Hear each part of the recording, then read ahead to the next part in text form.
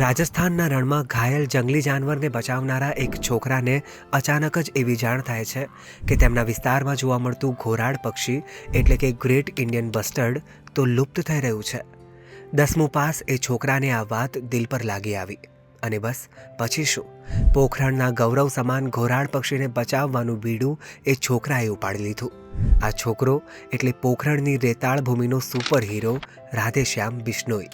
આટલું જ નહીં, રાધેશ્યામે એ રણ પ્રદેશમાં 50 જેટલા નાના મોટા તળાવ ઊભા કરી નાખ્યા જેથી કોઈ જંગલી જાનવરનો તરસથી જીવ ના જાય.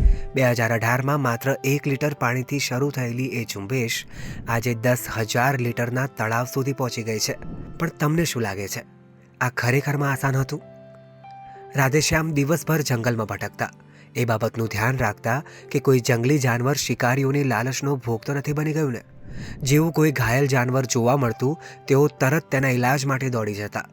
પણ અફસોસ, રાધેશ્યામ પાસે રેસ્ક્યુ કરવાની ફોર્મલ ટ્રેનિંગ ના હોવાથી બચાવ્યા પછી પણ ઘણા જાનવર મોતને ભેટતા હતા.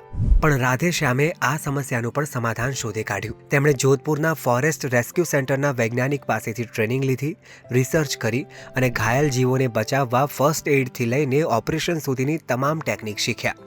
તેમણે 2015માં એક અભિયાન શરૂ કર્યું જેના અંતર્ગત ઘોરાડ પક્ષીને બચાવવા railway track, high tension wire અને માર્ગ અકસ્માત પર ધ્યાન રાખવાથી લઈને તેમણે ચિંકારા અને નીલગાયને શિકારથી બચાવવા જંગલોમાં ચક્કર પણ લગાવ્યા. હવે જંગલોમાં ચક્કર લગાવતા લગાવતા રાધેશ્યામને માલુમ પડ્યું કે ઘણા બધા જાનવર તો પાણીની અછતના લીધે જ મરી જાય છે.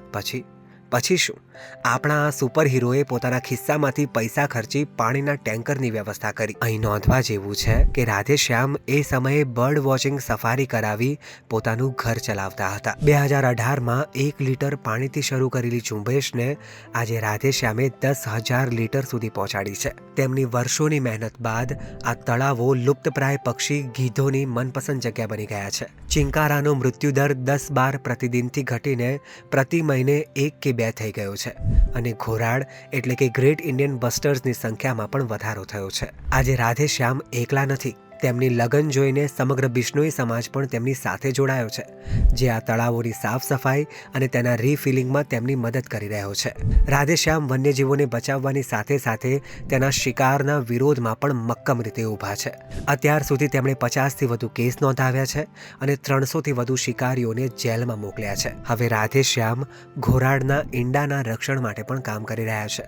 ગ્રેટ ઇન્ડિયન બસ્ટર્ડ એટલે કે ઘોરાડ દર વર્ષે માત્ર 1 ઈંડું આપે છે, જેની બચવાની સંભાવના ઘણી ઓછી હોય છે. રાધેશ્યામે જે આ ઝુંબેશ ઉપાડી છે તેનાથી ચોક્કસથી ઘોરાડ પક્ષીની વસ્તીમાં વધારો થશે. આપણે ઘણીવાર ટેલિવિઝન કે રૂપેરી પડદાની ઝાકમઝોળ જોઈને કોઈ કપોળ કલ્પિત પાત્રને જ પોતાના આદર્શ બનાવી લેતા હોઈએ, પણ વાસ્તવિક જીવનમાં અસલી હીરો કોણ? ટેકનોલોજીની મદદથી ઉપજાવી કાઢેલા એ પાત્રો કે પછી રાધેશ્યામ બિશ્નોઈ જેવા ખમીરવંતા લોકો જે ખરા અર્થમાં હજારો અબોલ માસૂમ પશુ પંખીઓને નવું જીવન આપી રહ્યા છે.